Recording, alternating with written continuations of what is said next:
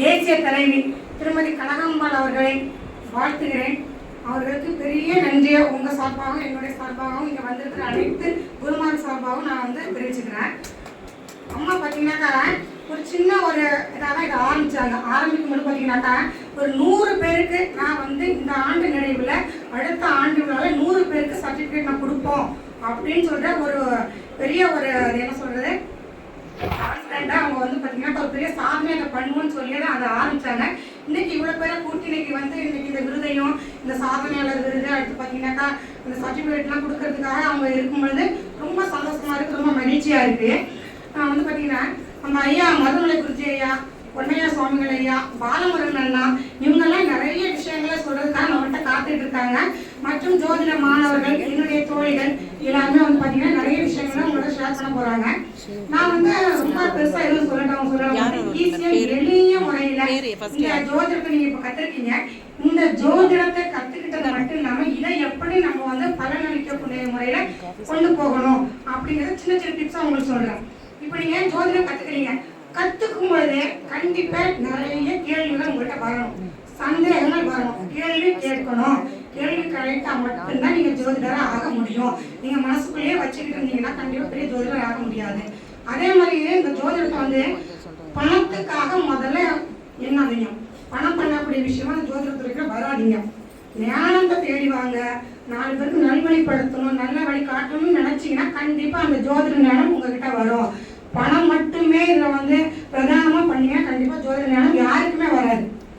சம்பாதிக்கணும், பரிகாரம் சொல்லணும், அதன் மூலம் பெரிய ஆள் ஆகணும், பெரிய லெவலில் வரணும்னு நினைக்கக்கூடாது.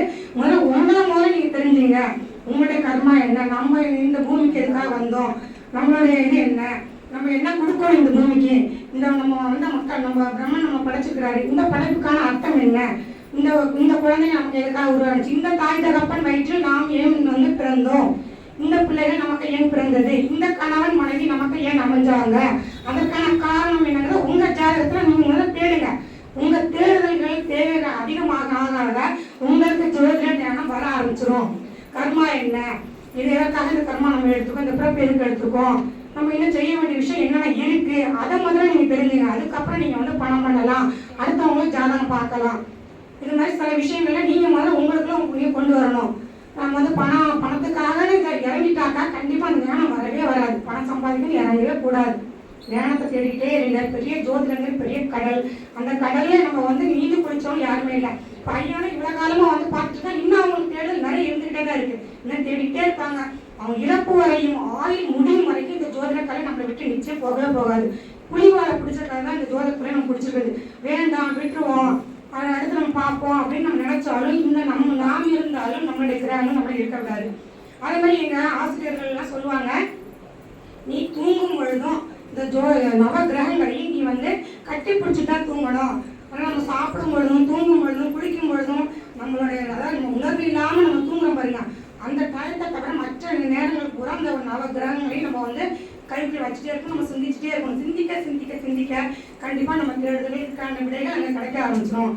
நீங்க அடுத்தவங்க ஜாதகத்தை பார்த்து தேடுறதுக்கு முன்னாடி உங்க ஜாதகத்துல என்ன இருக்குன்னு தேடுங்க, குடும்ப ஜாதகத்துல என்ன இருக்குன்னு தேடுங்க, உங்க நண்பர்கள் வட்டாரத்துல தேடுங்க, உங்க சொந்த பந்த வட்டத்துல தேடுங்க, உங்க அருகாமையில் இருக்கிற வீட்டாளர்களோட ஜாதகம் பாருங்க. அனலைஸ் பண்ணி பண்ணி பண்ணி அதுக்கப்புறம் தான் நீங்க பெரிய ஜோதிடர் வரணும். அதுக்குள்ளேயே நான் 4 கட்டத்தில் பார்த்துட்டேன், இதை தெரிஞ்சுக்கிட்டேன்னு சொல்லிட்டு நீங்க ஜாதகம் பார்க்க பலனுக்குள்ள இறங்கினா கண்டிப்பா பலன் சொல்ல வராது. அதே மாதிரி பார்த்தீங்கன்னா 1000 பேரை கொண்டாதான் ஆரம்பிக்குன்னு சொல்லுவாங்க. கண்டிப்பாக நீங்க ஆரம்பத்தில் பயப்படாதீங்க, தெளிவா தைரியமா துணிஞ்சு அடிங்க. உங்களுக்கு என்ன கிரகம் பிடிச்சிருக்கு, உங்களுக்கு என்ன ராசி கட்டம் பிடிச்சிருக்கு, அந்த கிரகத்தை முதல்ல கையில எடுங்க. எங்க சார் எல்லாம் சொல்லுவாரு, உங்களுக்கு என்ன சாப்பாடு பிடிக்கும், உங்களுக்கு இடையில போட்ட சாப்பாடு எது பிடிக்குதோ அதை சாப்பிட ஆரம்பிங்க. முதல்ல எடுத்து நீங்க அதை பிடிச்சி பலன் சொல்ல ஆரம்பிச்சிட்டீங்கன்னா ஆட்டோமேட்டிக்கா நீங்க உள்ள போயிடுங்க. உள்ள நீங்களே தேட ஆரம்பிச்சிடுங்க.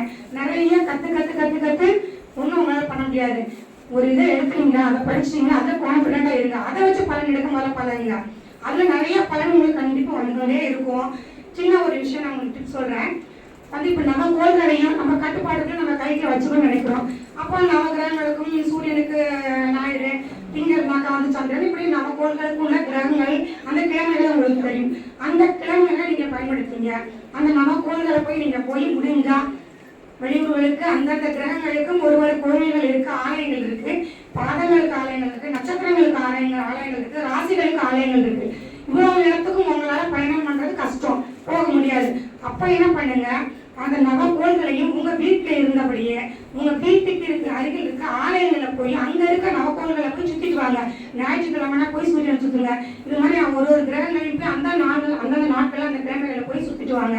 அதே மாதிரி ஒரு தசா நடக்குது, ஒரு புத்தி நடக்குது, அப்போ கோச்சாரத்துல ஒரு கிரகம் சனி பயிற்சி ராகு பயிற்சி வரும்பொழுது அப்ப என்ன பண்றீங்கன்னா அந்தந்த கிரகங்களுக்குள்ள விருட்சங்கள், அதே மாதிரி நவ தானியங்கள் இதெல்லாம் பாத்தீங்கன்னாக்கா நீங்க தானமா கொடுக்குறது. அந்த விருட்சங்கள் இருக்கிற ஆலயங்களை வழிபாடு செஞ்சுட்டு வரும்போது கண்டிப்பாக உங்களுக்கு நல்ல பலன்கள் கிடைக்க ஆரம்பிச்சிடும். உங்களுக்கு ஒரு இப்ப கோயிலுக்கு போக சொல்றது எப்படி சொன்னா, போன உடனே அடுத்த நொடியே உங்களோட பிரச்சனை தீர்ந்துறது கிடையாது.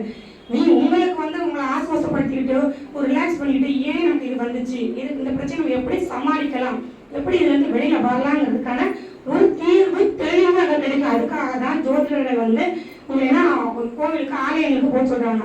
ஆலயங்களுக்கு அப்பா நீங்க சொல்லி 1 வாரம் வழக்கு போட்டேன், 2 வாரம் வழக்கு போட்டேன், எனக்கு சரியாகலன்னு சொல்லி நிறைய பேர் கேட்காம இருக்காங்க. போக போக போக உங்க மனம் தூய்மையடையும், உங்களுக்கு தெளிவு கிடைக்கும்.